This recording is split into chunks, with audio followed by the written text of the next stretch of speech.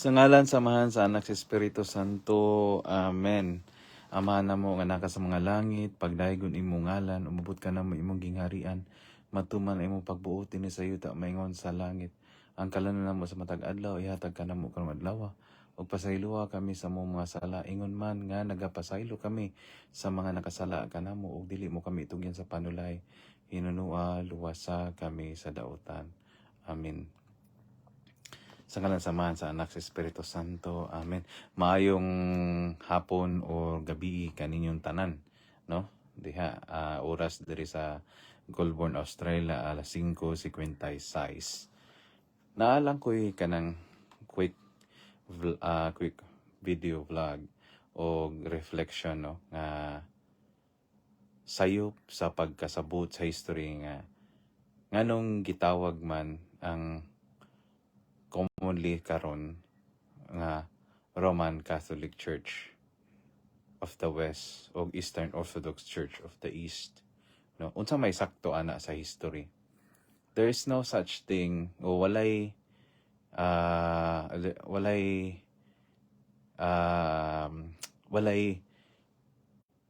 there's no such thing there's Orthodox Church or East o Roman Catholic of the West. It's only one church, no, nga both Orthodox before the schism. So Eastern Orthodox sa East o Western Orthodox sa West, mao na ang Latin Orthodox Church o Byzantine Orthodox Church. Unya usapod wala na siya nagsulti about sa rights ang simbahan kay ever since before heresy came, before the first ecumenical council came, ang simbahan nagkadaiya og rito. Ang gipasabot ana ni Saint Ignatius of Antioch nga Catholic is the universality of the faith. Wala siya nag-ingon nga amo ning Katoliko nga usara ang rito. Wala siya nagpunto sa rito kay it never been a teaching of apostles or Christ about the rights, no. It's about the faith, about sa pagtuo nga Kristohanon nga sakto, no. Ngano mang na-coin ni Saint Ignatius of Antioch ang word nga Catholic, ang Universal Church nga gidawat bisang asa gikan sa Jerusalem padung sa Roma, no, kay nakita niya nga usara ang pagtulunan, usara ang preaching sa gospel about Jesus Christ, the God-man, no. Unya kay panahon sa Church Fathers, no, na may mga simbahan nagagamit og pulong Katoliko pero dili na siya haom sa isa ka pagtuo sa University of the Faith. Mao na nga nigawas ang pulong Orthodox, no, Orthodox doxa. So maura na ang akong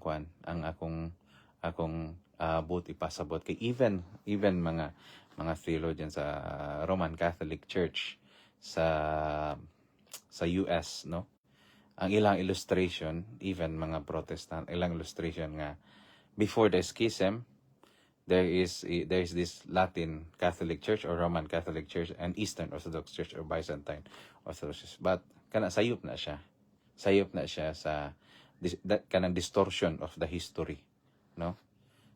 So hinaot pa unta nga pamalandungan kay kung mubasa ta sa his church history, wala man ingon ang church history about sa theology nga about sa mga saints sa church fathers, Roman church fathers, no. They are Orthodox. Ilang teaching is very Orthodox, no, before the schism. So hinaot pa unta nga masabta nato, no, nga kay kung maminaw ta pag-ayo sa paglitok nato sa credo, no, usa balaang Katoliko ag Apostoliko nga simbahan, one Holy Catholic and Apostolic Church.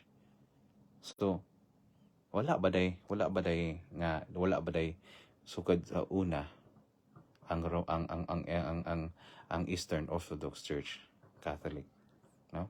So mao ni sayop sa Romano Katoliko nga ilang sayop nga pagpanudlo, distortion of the church history. So diha lang siguro ko kutob o ginaot pa unta nga nadungagaan inyong pagsabot sa balaan Katoliko nga apostoliko nga simbahan ang Orthodox Church. Hinaot pantagiyahan kamo kanunay sa atong Mahal na Birheng Maria, sa Espiritu Santo, diha sa atong Ginoong Hesukristo, samahan sa anak sa Espiritu Santo. Amen. God bless og maayong gabi sa tanan.